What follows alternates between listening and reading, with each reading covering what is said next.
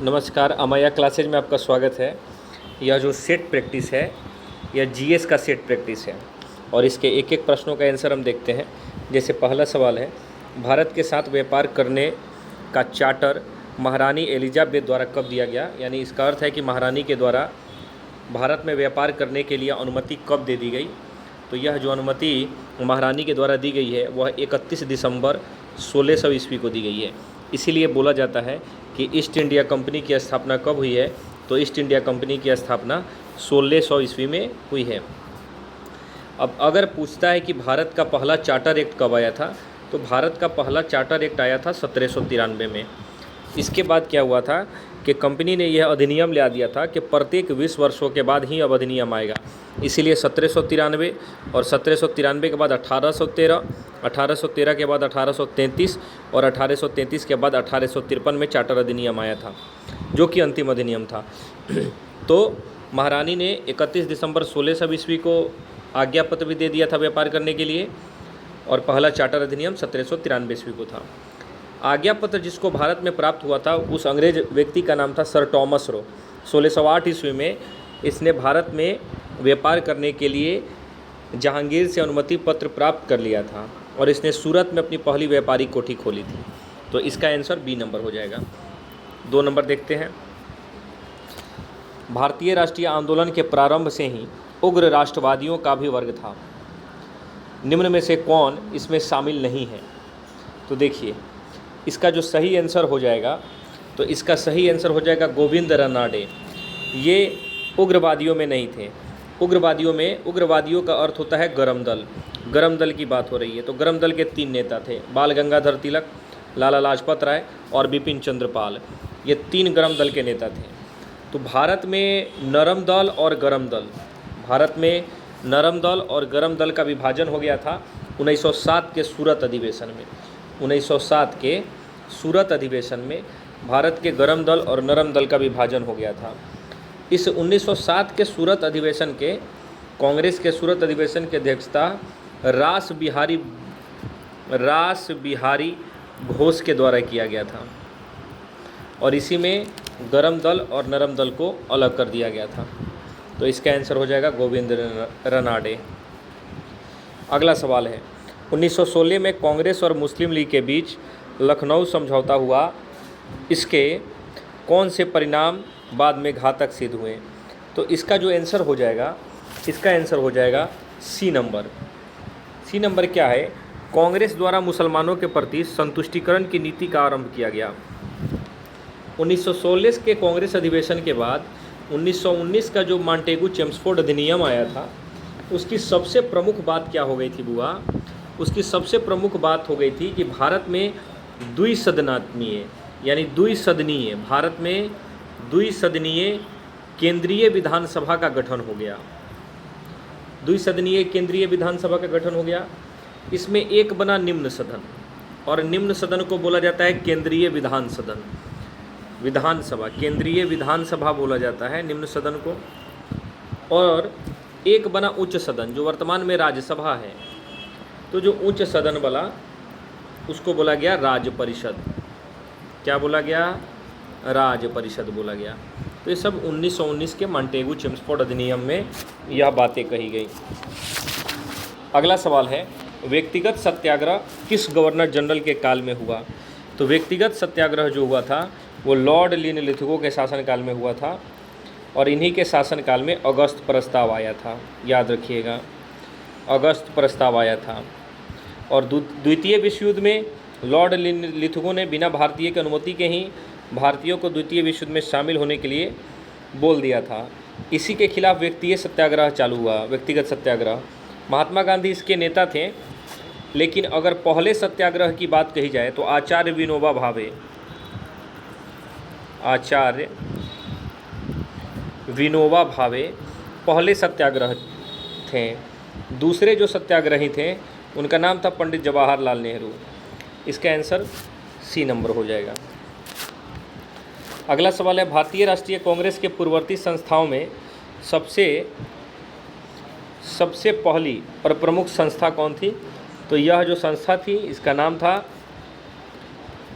इसका नाम था ब्रिटिश इंडिया एसोसिएशन। 1891 में इसकी क्या हुई थी, स्थापना हुई थी।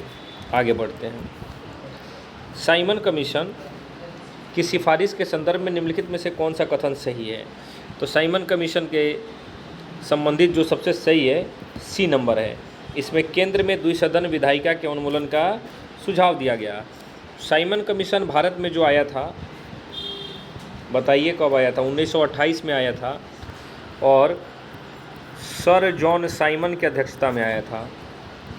सर जॉन साइमन की अध्यक्षता में साइमन कमीशन भारत आया था। इसी साइमन कमीशन में या फिर इसी साइमन कमीशन का विरोध करने के समय लाला लाजपत राय की मृत्यु हो गई थी।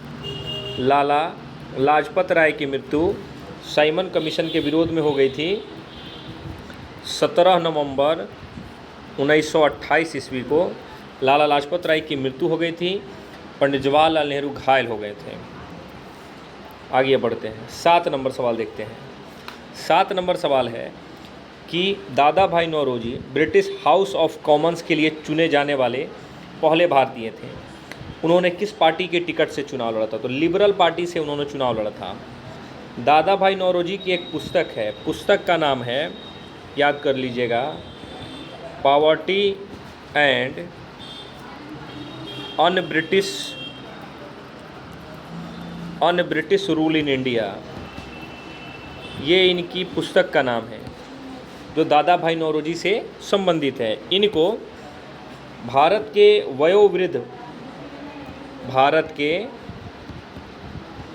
वयोवृद्ध पुरुष और औपचारिक राजदूत की उपाधि प्राप्त है। औपचारिक राजदूत की उपाधि प्राप्त है। आगे बढ़ते हैं, थोड़ा सा एक और चीज़ जान जाइए। दादा भाई नौरोजी की जो मृत्यु हुई है वह इनकी मृत्यु 30 जून, दादा भाई नौरोजी की जो मृत्यु हुई है वह हुई है 30 जून 1917 को। भारत पर हुनों का प्रथम आक्रमण किस शासक के समय हुआ। तो भारत में हुनों का आक्रमण जो हुआ था गुप्त वंश के प्रमुख शासक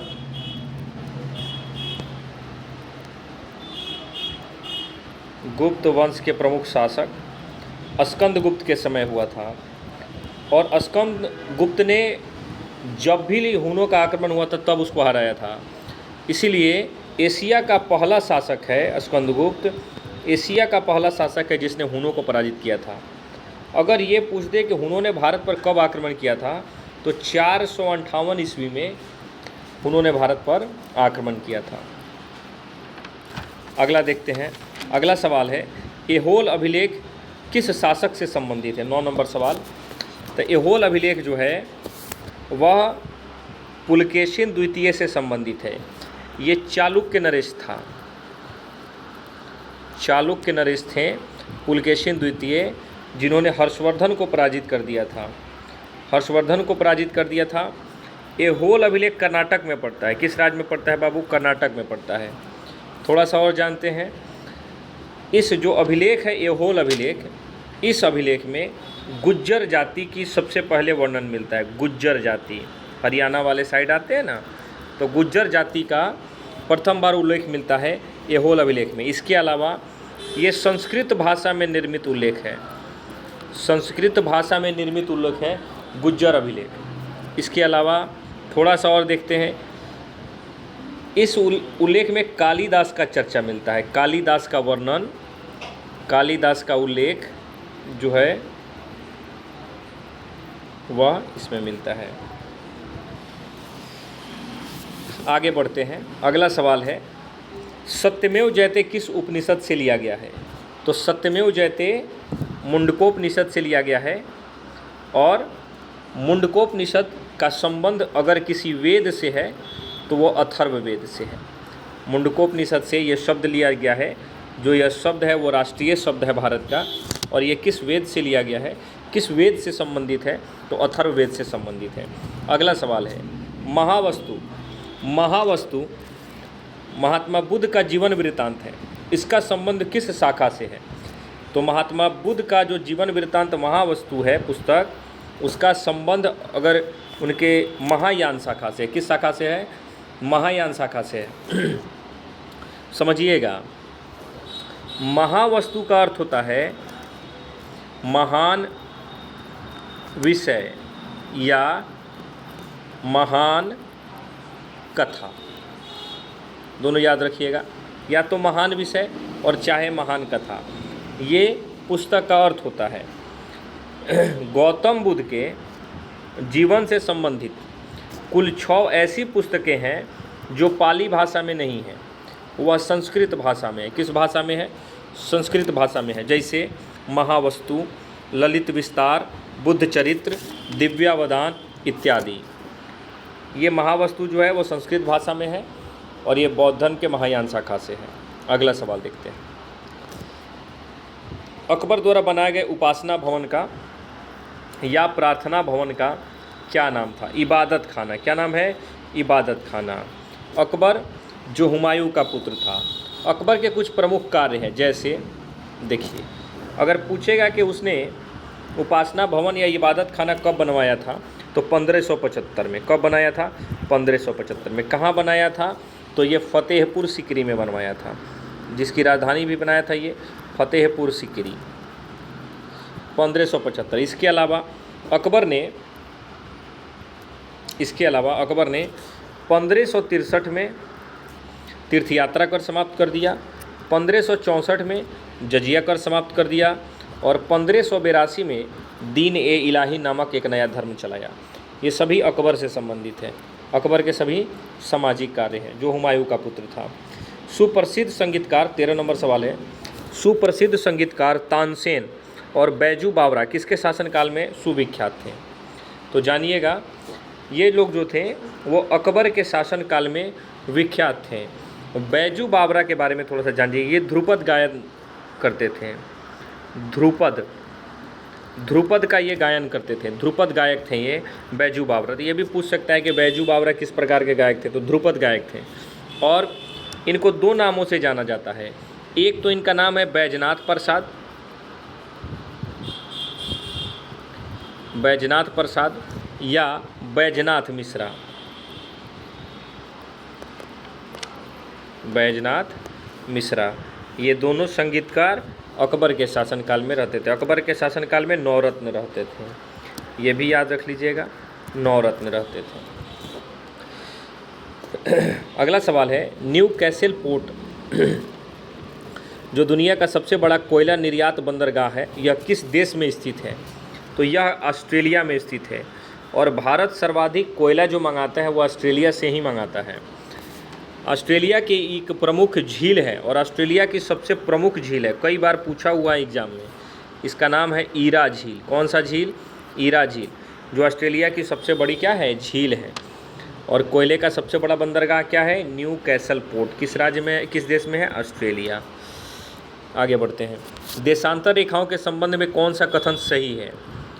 देशांतर रेखाओं के संबंध में कौन सा कथन सही है? तो इसका जो आंसर है वो है कि देशांतर के मध्य सर्वाधिक दूरी विषुवत रेखा पर होती है। विषुवत रेखा 0 डिग्री होती है।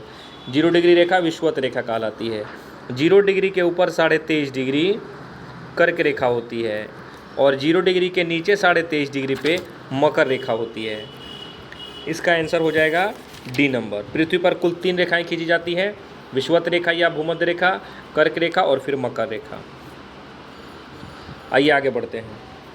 उत्तर से शुरू कर दक्षिण की ओर नीचे दी गई पहाड़ियों का सही अनुक्रम क्या होगा?